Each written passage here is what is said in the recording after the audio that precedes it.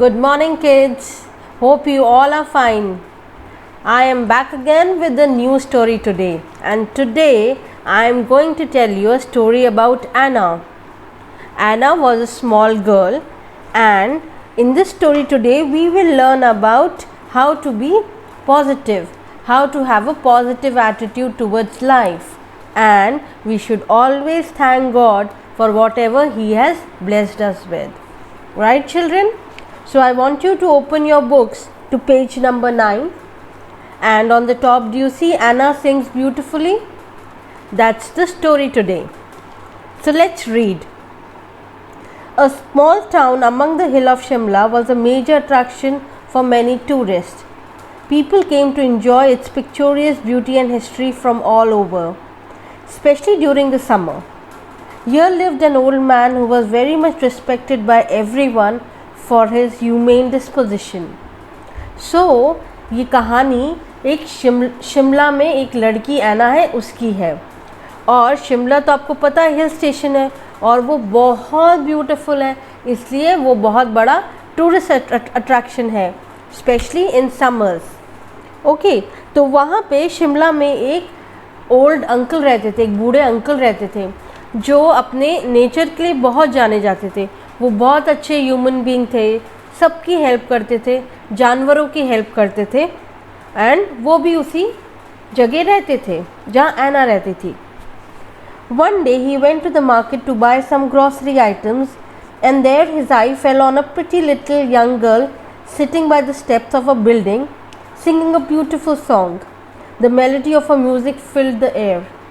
So एक दिन वो बूढ़े अंकल मार्केट जाते हैं घर का कुछ सामान खरीदने के लिए, और वो देखते हैं कि एक छोटी सी बच्ची सीढ़ियों पे बैठी हुई है और एक बहुत प्यारी धुन का गाना गा रही है, और उसकी आवाज़ इतनी प्यारी थी कि पूरी जगह उसकी आवाज़ से गूंज रही थी. बहुत स्वीट सी आवाज़ थी उसकी. He stood there enjoying the melody of the girl's song. It was a sad song. After some time he realized that the girl was blind. He also noticed that people did not seem to be interested in her song and were just passing by hurriedly. तो वो uncle खड़े होकर बच्ची का गाना सुन रहे होते हैं, और सुनते सुनते उनको पता पड़ता है कि ये तो एक सैड सॉन्ग है और बच्ची को दिखता नहीं है, बच्ची ब्लाइंड है, पर वो इतना अच्छा गा रही है. फिर भी लोग जो वहाँ पर हैं उसकी आवाज़ सुन रहे हैं पर चलते जा रहे हैं, जल्दी जल्दी अपना काम कर रहे हैं और वहाँ से निकलते जा रहे हैं. Now let's see what happens. The old man said to the blind girl, "You sing beautifully. What is your name?" तो बूढ़े अंकल बच्ची को बोलते हैं, तुम बहुत अच्छा गाती हो, तुम्हारा नाम क्या है? I am Anna, said the girl. But what good is this beautiful voice if it does not help me to earn my bread?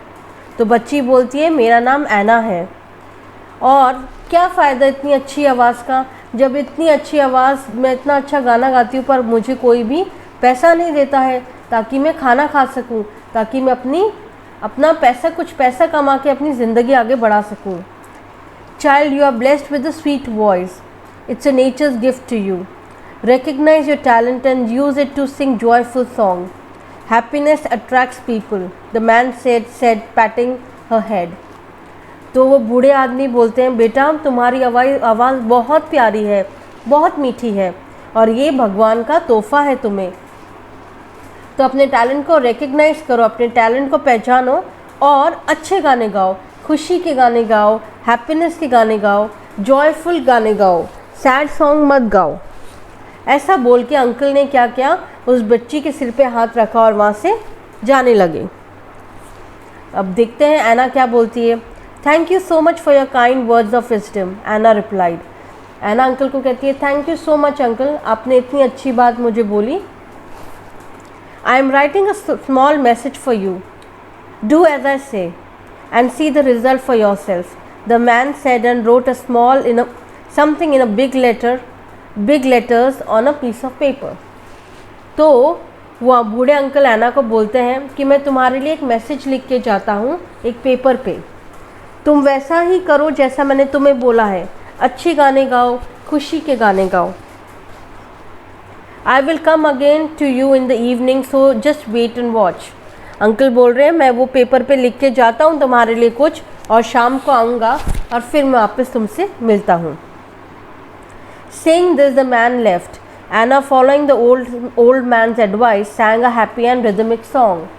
So वो बूढ़े अंकल वहाँ से चले जाते हैं और एना अंकल की एडवाइस फॉलो करती है और एक अच्छा सा प्यारा सा जॉयफुल सा गाना गाने लगती है।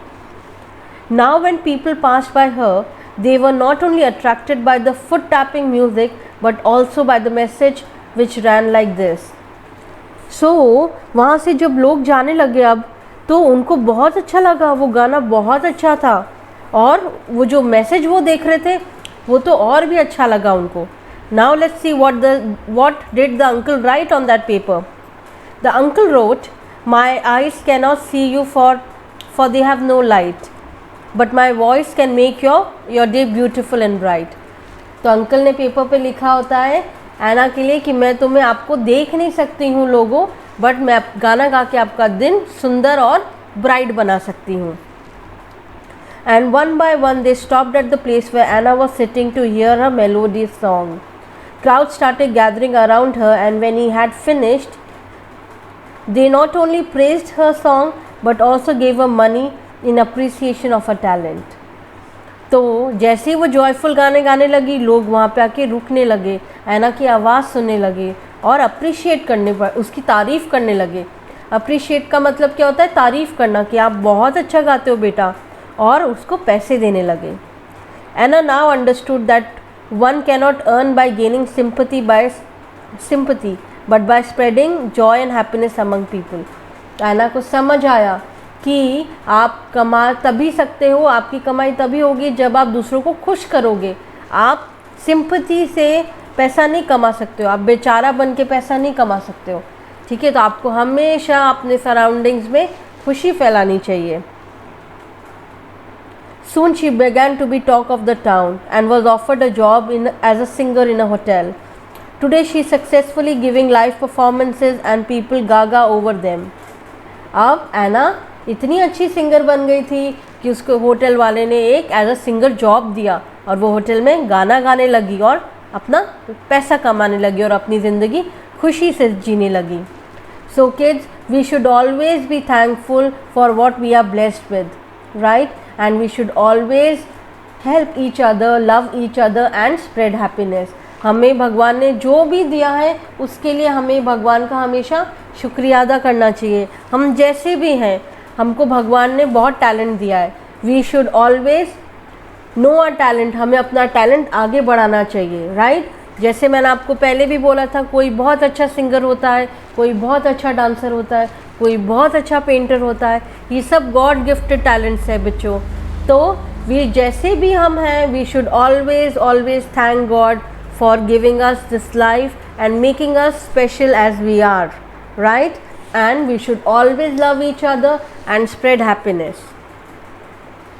दूसरी बात बच्चों, हमको हमेशा भगवान से ये भी बोलना चाहिए कि आपने जो भी हमें दिया है उसके लिए हम थैंक यू हैं, और आपने जिनको वो सब नहीं दिया है उनके लिए भी हम थैंकफुल हैं। आप उनको एक अच्छी ज़िंदगी दीजिए, सबको हैप्पीनेस दीजिए, सबको अच्छी तरह रखिए। Okay my lovely children, I know you all are blessed with a talent, it is only that we need to find and brush that talent. तो अभी आपका क्या काम है? ये चैप्टर अच्छी तरह रीड करना, and you need to find what talent you have. Tell your mother about it, right? So as I said, read the chapter thoroughly. In the next class when I meet you, I will tell you the questions and answers and the activities that we have on for the lesson. You take care of yourself, okay? No going out. Bye bye kids. I will see you in the next class.